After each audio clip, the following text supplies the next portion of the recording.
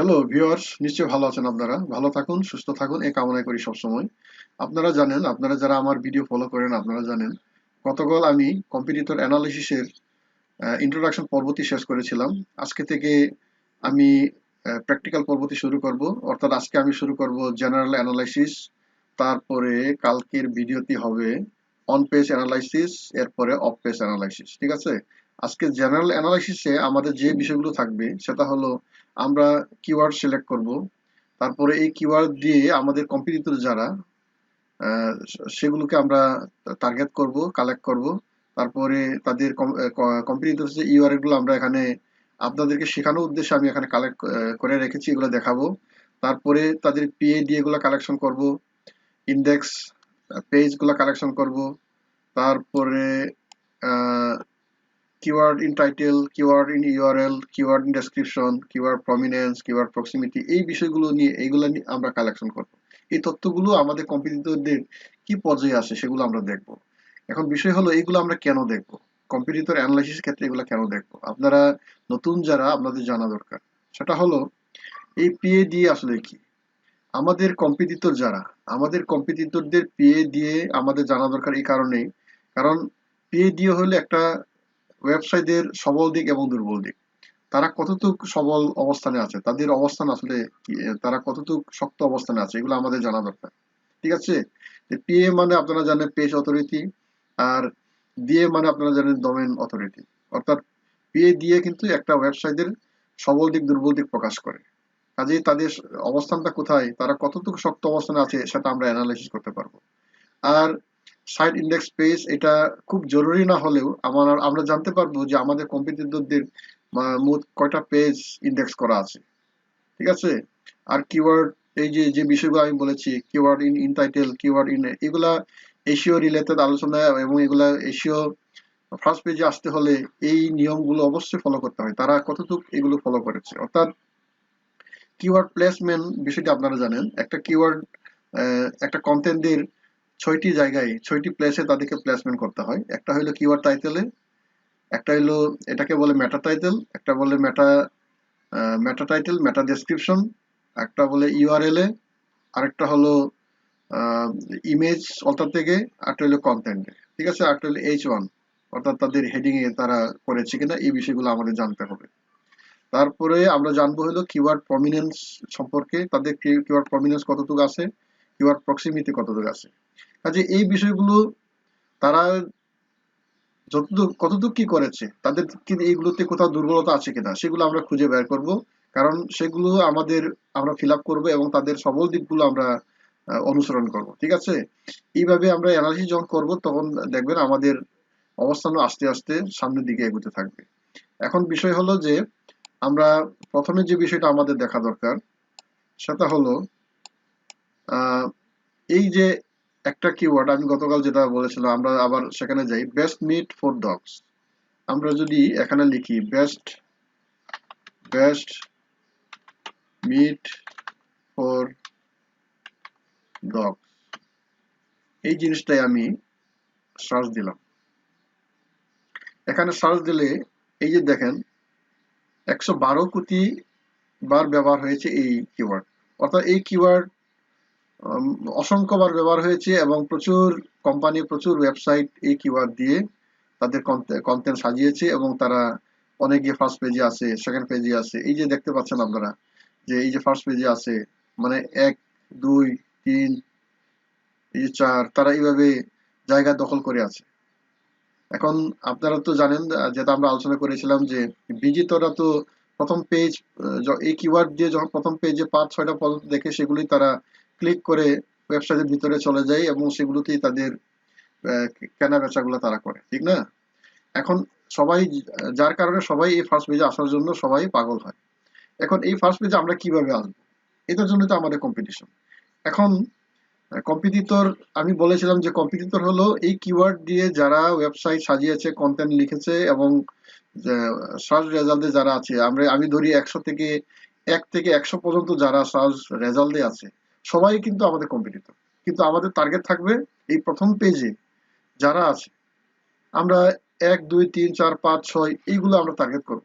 তাদের তাদের ইয়াগুলো আমরা অ্যানালাইসিস করব। ঠিক আছে? যে বিষয়গুলো আমি দেখিয়েছি তাদের এই বিষয়গুলো আমরা জেনারেল অ্যানালাইসিস এইগুলো দেখবো যে তাদের এইগুলো কি অবস্থানে আছে। তবে এখানে একটা বিষয় আমাদের জানতে হবে, সেটা হলো আমরা অন পেজের ক্ষেত্রে অর্থাৎ পিএ এর ক্ষেত্রে আমরা তাদেরকে ফলো করব যাদের পিএ দিয়ে 30-এর নিচে, 30 পর্যন্ত আছে। আর অফ পেজ অ্যানালাইসিস করার সময় আমরা দেখব যাদের পিএ দিয়ে হাই মানে 70-80 সেখানে আছে, তাদেরকে আমরা অনুসরণ করব। ঠিক আছে? কারণ সেখানে তাদের সবল দিকগুলো আমাদের অনুসরণ করতে হবে। আর অন পেজের ক্ষেত্রে আমরা ফলো করব হলো যাদের এগুলো একটু দুর্বল আছে, কারণ আমরা তাদেরকে টেক্কা দিব, তাদেরকে আমরা অতিক্রম করব। ঠিক আছে? কাজেই এখন আমরা এই বিষয়গুলো কিভাবে জানব? আমি আগেই বলেছিলাম যে এই বিষয়গুলো জানতে হলে, যে পিএ দিয়ে এগুলো জানতে হলে আমাদের মজের সহযোগিতা নিতে হবে। ঠিক না? এই মজের সহযোগিতা আমরা কিভাবে নিব সেটাই এখন আমরা দেখব। ঠিক আছে? তাহলে আপনারা আমাকে ফলো করতে থাকেন। আমি এই যে দেখাচ্ছি আপনাদেরকে, এখানে পিএ দিয়ে তথ্যগুলি জানার জন্য আমাদের আগে মজ অন করতে হবে। এটা আপনারা মনে রাখবেন। মজ অন করতে হবে। মজ যাদের অ্যাকাউন্ট নেই মজে, তারা আপনারা ট্রায়াল ভার্সন প্র্যাকটিসের জন্য ট্রায়াল ভার্সন আমি যেটা শিখিয়েছি মজের ব্যাপারে আমি একটা ভিডিও দিয়েছি, ওইটা আপনারা দেখবেন।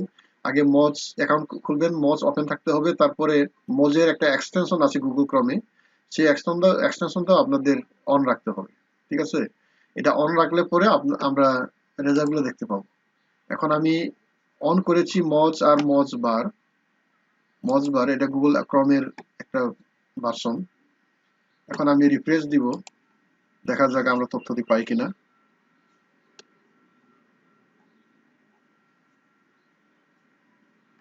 এই যে এখানে ক্লিক করতে হবে, এটা হলো মজ বার। ওয়েট করেন। এই যে দেখতে পাচ্ছেন আপনারা, প্রতিটি সার্চ রেজাল্টের নিচে এখন এই যে পিএ দিয়ে দেখাচ্ছে, কিন্তু এই যে পিএ দিয়ে এগুলো দেখাচ্ছে, এই যে পিএ দিয়ে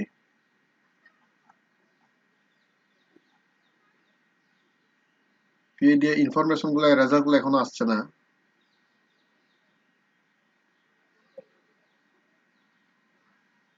কোথাও কোনো সমস্যা? এই যে এইবার আপনারা দেখতে পাচ্ছেন সার্চ রেজাল্টের এই যে প্রথমে এই যে দেখতে পাচ্ছেন এই যে blog.myonly.com, এই যে ওয়েবসাইট, এই ওয়েবসাইটে আপনারা দেখতে পাচ্ছেন যে তার পিএ 36 এবং দিয়ে 52। আমরা এটাকে অনুসরণ করব না। ঠিক আছে? আমাদের অনুসরণ করতে হবে জেনারেল অ্যানালাইসিস, মানে পিএ দিয়ে নিতে হলে আমরা এটা নিব না। আমরা বলছি যে 30-এর নিচে, 30 পর্যন্ত আমরা যেটা আছে সেটাকে ফলো করব। কারণ তাদের একটু দুর্বল দিক আছে। 30 পর্যন্ত আছে মানে তাদের একটু দুর্বল দিক আছে, আমরা সেটা ফলো করব। ঠিক আছে? মানে সেটা আমরা ওভারকাম করবো আর কি। সেটা ওভারকাম করে আমরা তাদের জায়গা দখল করব। ঠিক আছে? এখানে আরো দেখেন এই যে 27, এই যে পিএ কিন্তু 27, দিয়ে আবার 51, তার লিঙ্ক নাই, মানে ব্যাক লিঙ্ক নাই। এই যে এখানে আবার 300টি ব্যাক লিঙ্ক আছে। পিএ 47, আমরা অনলাইন অ্যানালাইসিস করার সময় তাদেরটা আবার ফলো করব। এই যে এখানে 25, এই যে 16, আমরা এই যে এটাকে নিতে পারি। এখন বিষয়টা হলো যে এটা আমরা নিব কোথায়, আমরা এটাকে এই যে তাদের এখানে আমরা রাইট ক্লিক করে এই যে open link in new tab, এইভাবে ক্লিক করে এখানে তাদের যে ইউআরএল,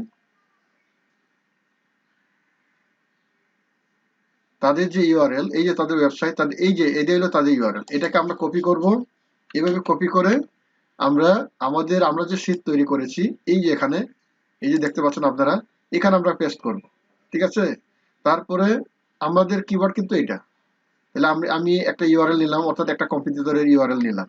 তারপর তাদের পিএ দিয়ে নিব কিভাবে? এই যে পিএ দিয়ে দেখালাম, তাদের পিএ দিয়ে হলো এই যে 25, এই যে 16, 25 আর 16, এখানে আমরা লিখে দেব 25 আর 16। আমি কিন্তু বসিয়ে রেখেছি, আমি মানে সময় নষ্ট না হয় এই কারণে আমি বসিয়ে রেখেছি। আপনারা লিখে দেবেন, আপনারা বিষয়টা তো বুঝতে পারছেন। এখানে 25 আর 16 হবে।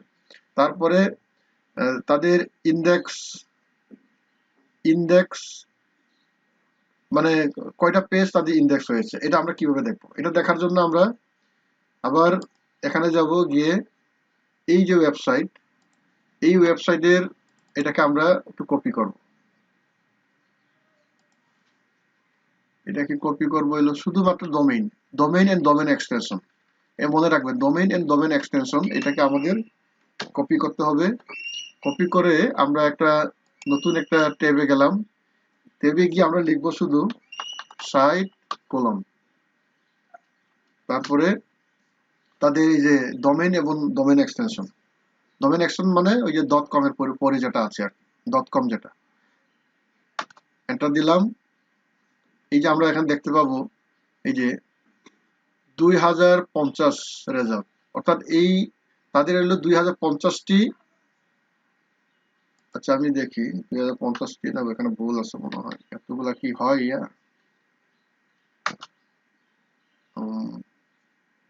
এই যে 165, তাদের 165 কন্টেন্ট আছে, 165টি তাদের কন্টেন্ট আছে, পেজ আছে, ঠিক আছে, ইন্ডেক্স করা আছে। তাহলে এই 165 যেটা, এই রেজাল্টটা আমরা নিব কোথায়? এই যে এখানে নিব, এই যে number of sight index page, এখানে নিব। নিশ্চয়ই বুঝতে পারছেন আপনারা।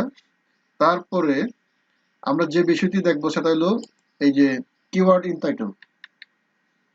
কিওয়ার্ড ইন টাইটেলে তাদের মানে টাইটেলে, মেটা টাইটেলে তাদের কিওয়ার্ড আছে কিনা। আমাদের কিওয়ার্ড কি? আমাদের কিওয়ার্ড হলো এই যে বেস্ট মিট ফর ডগ। এই বেস্ট মিট ফর ডগ এটা কি কিওয়ার্ড টাইটেলে আছে কিনা। তাহলে এটা আমরা দেখবো কিভাবে? এই যে আমরা তো এটাই দেখতেছিলাম। এই যে তাদের মেটা টাইটেলে keyword meat, best meat for dog, এই যে এখানে আছে ডগ ফুড, ডগ থ্রেড, হুবহু সেইভাবে তাদের ইয়া নাই, মানে কিওয়ার্ডটা নাই। এটা হলো টাইটেল। এই টাইটেলে কিন্তু আমাদের best meat for best meat for dog, এই যে কিওয়ার্ডটা, এই কিওয়ার্ড কিন্তু নাই। আছে কিন্তু মিক্স, ফুড আছে ডগ আছে এইভাবে করছে তারা, কিন্তু একসাথে নাই। তাহলে এটা তাদের কিন্তু দুর্বল সাইট, ঠিক আছে, এটা তাদের দুর্বল সাইট। এটাকে আমরা এই যে এই জায়গায় আমরা এই যে নো দিব, এই যে নো, তাদের নাই।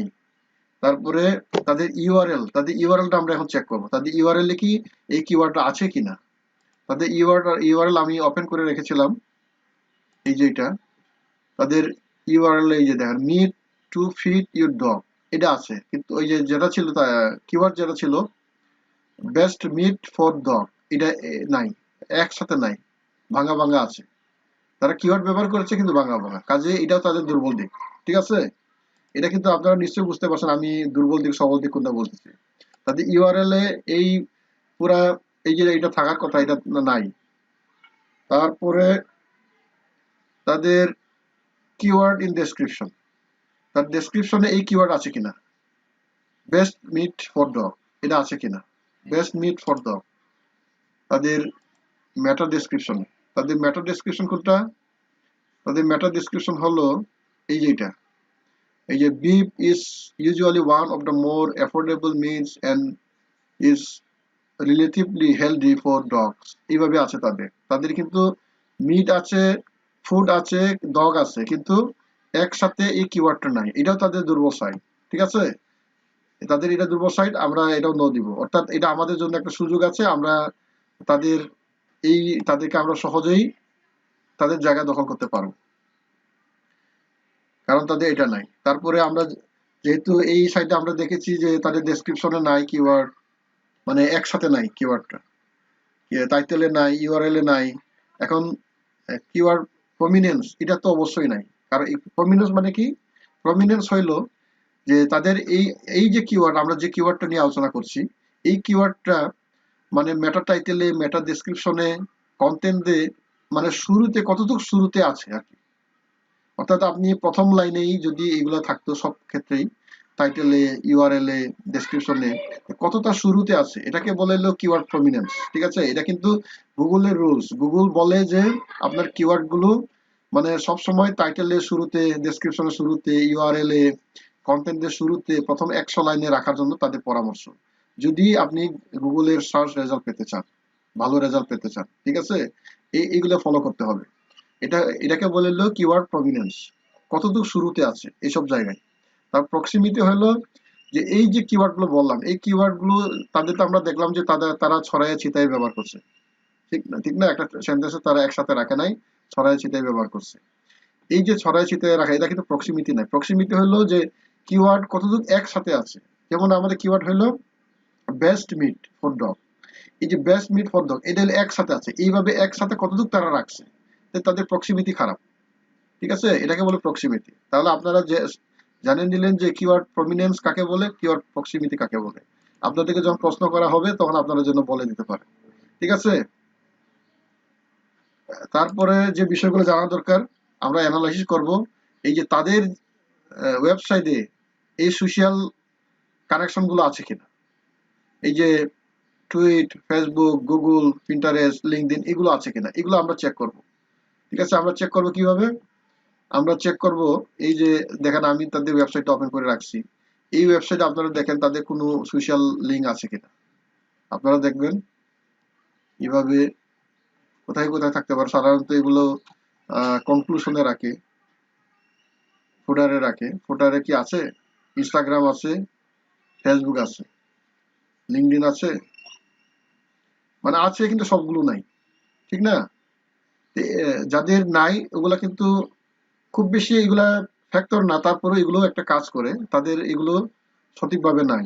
দুইটা আছে, এই যে ইনস্টাগ্রাম, ফেসবুক আছে, তো টুইটার নাই, গুগল প্লাস নাই, লিঙ্কডইন নাই। ঠিক আছে, তো এইভাবে আমরা প্রতিটি কম্পিটিটর, আমরা যদি 3টা কম্পিটিটরকে ফলো করি, সেই আমি যেভাবে দেখালাম আপনাদেরকে, এইভাবে আপনারা এই যে এই পরে যাবেন। এই যে আমরা দেখলাম ওই যে এটাকে, তারপর আপনারা নিচে যাবেন, আবার গিয়ে দেখবেন এই যে 57, 53 এটা না, আমরা বলছি 30-এর মধ্যে থাকতে হবে। এই যে 30 আছে, এই 44 এটাও না, আরো আছে কিনা দেখি। এইভাবে যাচাই বাছাই করে, চেক করে করে আমরা কথা কথা আমরা শেখার সাথে ধরেন যে এটাকে আমরা ফলো করবো, সেক্ষেত্রে তাদের এই যে পিএ দিয়ে নিব, তাদের এই যে এটাকে আমরা তাদের ইউআরএলটা নিব, মানে যেটা আমি যেভাবে দেখালাম সেইভাবে আমরা সেকেন্ড যে কি কম্পিটিটর, সেকেন্ড যে কম্পিটিটর তাদের তথ্য এইভাবে নিলাম, থার্ড যে তাদের কম্পিটিটর এইভাবে নিলাম, তারপরে আরেকটা কিওয়ার্ড নিলাম, মানে এইভাবে কয়েকটা কিওয়ার্ডের উপর আমরা এইভাবে অ্যানালাইসিস করবো। ঠিক আছে, সেম পদ্ধতিতে আমরা অ্যানালাইসিস করবো। এইভাবে অ্যানালাইসিস করার পরে আমরা দেখবো যে কোথায় কোথায় এই কম্পিটিটিভ দুর্বলতা আছে, সেগুলো আমরা ফিল আপ করবো। ঠিক আছে, এখন যে বিষয়গুলো আমি দেখালাম এটাকেই বলা হয় হলো জেনারেল অ্যানালাইসিস। ঠিক আছে, এগুলো হলো জেনারেল অ্যানালাইসিস। আমি আজকে এই পর্যন্তই দেখালাম, কালকে আমরা অন পেজ অ্যানালাইসিস দেখাবো। অন পেজ অ্যানালাইসিসের ক্ষেত্রে আপনারা দেখতে পাবেন এই যে তারা এই সব কিওয়ার্ডের ক্ষেত্রে এই ইউআরএল, যাদের ইউআরএল আমরা কালেকশন করলাম, তাদের ক্যানোনিক্যাল অবস্থা কি, তাদের ক্যারেক্টার গুলো তারা মেনটেন করছে কিনা, টাইটেল ক্যারেক্টার গুলো মেনটেন করেছে কিনা, এরকম আরো অনেকগুলো তথ্যগুলো আছে, এগুলো আমরা কালকে দেখবো। কোথায় কোথায় দেখবো, কিভাবে দেখবো, এগুলো নিয়ে আমরা কালকে আলোচনা করবো। আজকে আমরা জেনারেল অ্যানালাইসিস নিয়ে আলোচনা করলাম, এবং আপনাদেরকে আমি যেটা বলছি সেটা হলো এই তথ্যগুলো পেতে হলে আপনাদের প্রথমে মজ ফ্রিতে আপনারা মজ অ্যাকাউন্টের ট্রায়াল ভার্সনটা খুলে ফেলেন। আমি শিখিয়েছি যে কিভাবে 5000 কিওয়ার্ড রিসার্চ করার মতো একটা মজ ওপেন করা যায়, সেটা শিখিয়েছি। আপনারা আমার ওই ভিডিওটি দেখবেন। তারপরে আপনাদের আরেকটা যেটা করতে হবে, এই যে দেখতে পাচ্ছেন আপনারা মজ যে ক্রম এক্সটেনশন, এটা আপনারা গুগলে মজ এক্সটেনশন লিখে, মজ ক্রম এক্সটেনশন লিখে সেখানে আপনারা এটাকে ইনস্টল করে ফেলবেন। তারপর আপনাদের এই এই জায়গায় আপনারা এটাকে দেখতে পাবেন। কাজেই এইভাবে হলে পরে আপনারা ইনফরমেশনগুলো সহজে পাবেন আর কি। ঠিক আছে, আশা করি আপনারা এই ভিডিও থেকে মোটামুটি বেনিফিট হয়েছেন যে জেনারেল অ্যানালাইসিস কিভাবে করতে হবে। আর পরবর্তী ভিডিও দেখার জন্য বেল আইকনে প্রেস করে রাখুন। সবাইকে ধন্যবাদ।